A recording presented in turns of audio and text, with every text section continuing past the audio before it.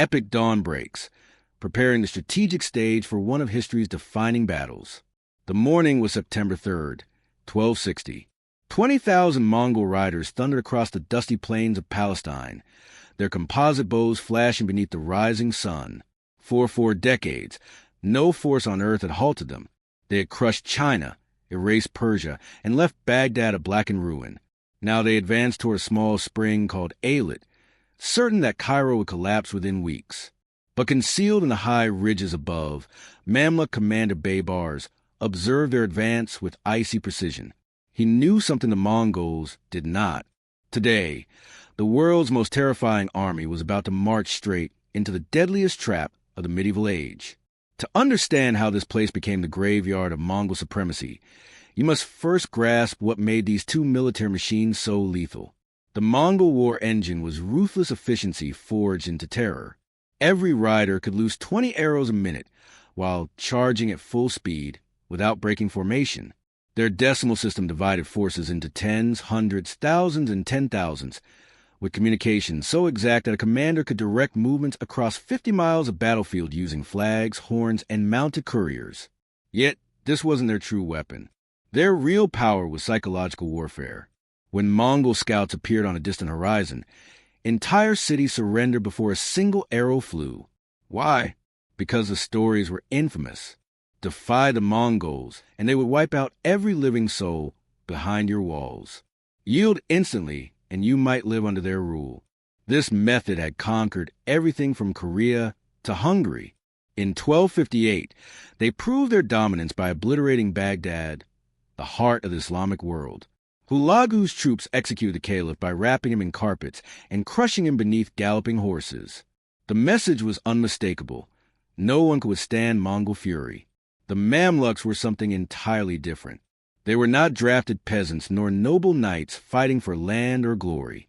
They were slave soldiers bought as children from the steppe and the Caucasus Mountains, then shaped to the most intense military training program of the medieval era. From the age of 7, a Mamluk learned only one discipline: mounted warfare. Not agriculture, not crafts, not politics, just battle. They practiced archery until they could split shafts while charging at full speed. They drilled with swords until every strike became automatic. Most importantly, they perfected coordinated cavalry assaults capable of smashing infantry lines like brittle glass. The hidden strategy revealed how Baibars unleashed a flawlessly synchronized feigned retreat. Now things get fascinating. While Mongol power came from flexibility and rapid movement across immense distances, Mamluk's strength lay in focused specialization. A Mongol fighter was an exceptional generalist who could battle in any climate or condition. A Mamluk was a finely tuned weapon crafted for one purpose: annihilating enemy cavalry in close quarters. The strategic landscape in 1260 could not have been darker for the Islamic world. Hulagu Khan ruled everything from Persia to Syria. His commander Kitbuka led the forward army advancing toward Egypt under strict orders: wipe out the Mamluk Sultanate and complete Mongol supremacy over the Middle East. Sultan Qutuz knew the numbers were unforgiving. The Mongols had never suffered a major defeat. They held superior manpower, unmatched supply lines, and 4 decades of psychological dominance. Every Islamic force before them had collapsed in terror and disarray. But Qutuz possessed a single advantage the Mongols had never encountered: leaders who understood their battlefield habits. Baibars had analyzed Mongol tactics during their invasion of Syria. He had seen their reliance on luring foes into open plains where their speed became overwhelming. He understood their confidence in chasing withdrawing enemies, a maneuver that had earned them endless victories. Most critically, he pinpointed the one situation that turned Mongol strengths into weaknesses: in rugged terrain, where their formations broke cohesion, where their pursuit funneled into narrow routes instead of flowing freely, the unstoppable Mongol engine could finally be slowed or even broken. The stage was prepared for the most decisive clash of the 13th century. On one side stood an empire undefeated, led by generals who had conquered half the known world. On the other stood elite slave soldiers defending the final major Islamic state, commanded by a leader ready to risk everything on one daring gamble. What followed would destroy the legend of Mongol invincibility for all time. Dawn rose over the valley of Ain Jalut on September 3rd, 1260. Kitbuka's Mongol vanguard crossed the ridges overlooking the springs, their horses snorting in the crisp morning air. Below them, they spotted exactly what they expected, a Mamluk detachment positioned near the water, perhaps 3,000 cavalry in a loose, relaxed formation. Kitbuka's lips curled. This would be finished before noon. The Mongols descended into the valley in their standard battle array. Heavy cavalry at the center, light archers sweeping along the wings, with reserve units ready to exploit any opening. It was a formation that had crushed armies from Beijing to Budapest. But as they closed a bow shot, something unexpected occurred. The Mamluk commander lifted his banner and pivoted his mount. The entire Mamluk force began withdrawing from the springs, not frantically, but in a controlled, deliberate pullback. Baibars had begun the most convincing performance of his career. Here's what made the moment psychologically masterful. Mongol doctrine glorified pursuit. Every officer had been drilled to believe that retreating troops were weakened troops. When the enemy ran, you hunted them down and destroyed them in fragments before they could reorganize. Kitbuka himself had seen this strategy triumph countless times. At Mohi, Hungarian knights had been butchered by the thousands during their retreat. At Legnica, Polish cavalry had been wiped out as they attempted to escape. The rule was always identical: retreat equals destruction. But Baibars grasped something essential about Mongol thinking. Their aggressive pursuit relied on foes who fled in real terror. Shattered lines, scattered riders, warriors bolting in chaos. What Kitbuka witnessed now looked different, but not quite different enough. The Mamluk withdrawal moved at the perfect pace. Quick enough to imply fear, slow enough to remain irresistibly tempting. Baibars held the formations together yet loose, projecting the image of an army desperately trying to keep order while falling back under pressure. The chase began. Mongol light horse surged forward, composite bows snapping volleys into the retreating Mamluks. Some shots struck home, Mamluk riders toppling to the ground. The sight of bodies sealed Kitbuka's assumption. This was genuine flight, not trickery. Mile after mile, the Mongols pressed deeper into the valley. Their once-tight formation began to stretch as the swiftest riders pulled ahead while slower units lagged behind. The flawless coordination. The legend shatters at Ain Jalut, the devastating psychological collapse triggered by the Mamluk encirclement. The cohesion that made Mongol armies so lethal began to unravel as the chase accelerated. Baibars maintained the illusion flawlessly. His rear guard fought just fiercely enough to appear desperate, yet just sloppily enough to lure the Mongols onward. Whenever Mongol pressure increased, he ordered small detachments to peel away, mimicking the kind of unit fragmentation that signaled total rout. 3 miles into the valley, Kitbuka made the fatal choice. Believing he was watching an enemy force crumble in real time, he committed his reserves to the chase. Now the entire Mongol army was stretched thin across the valley floor, its attention fixed solely on the retreating Mamluks ahead. That was the moment Baibars sprung the trap. Hidden in the hills flanking the valley, 2 massive Mamluk contingents had waited in perfect silence. Sultan Kutuz commanded the eastern detachment, almost 5,000 heavy cavalry. Baibars' lieutenant held the western force, another 4,000 mounted warriors. At the exact signal, both wings erupted from concealment at once. The psychological shock was catastrophic. In one instant, the Mongols were chasing a broken foe through an open valley.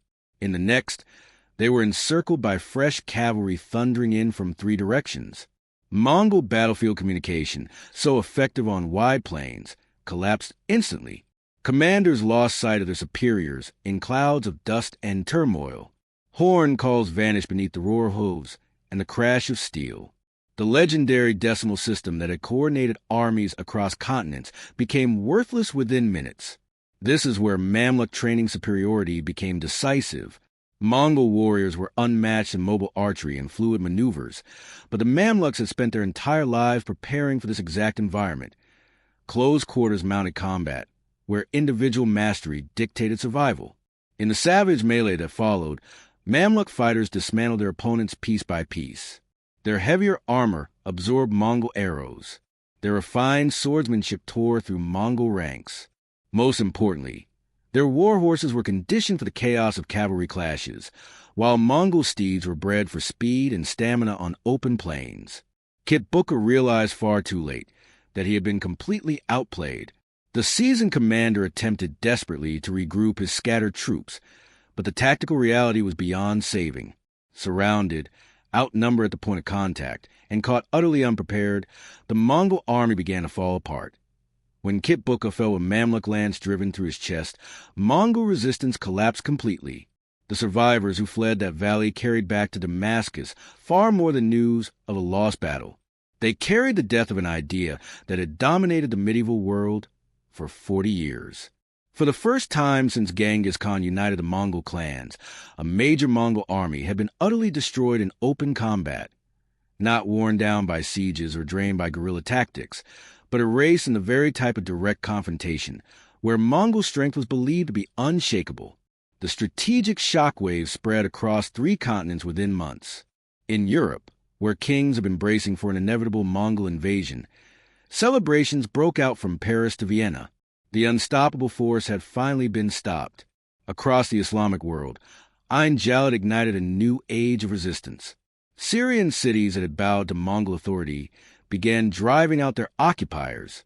From Aleppo to Homs, commanders who had accepted Hulagu's rule suddenly found the courage to revolt. But the psychological impact reached deeper than simple rebellion.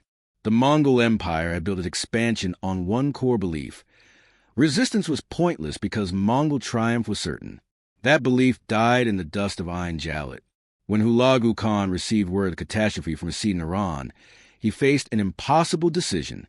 He could send his remaining armies to avenge Kit Booker's destruction, leaving his eastern front exposed to uprisings in China, or he could consolidate what he already held and accept that Mongol expansion had reached its limit.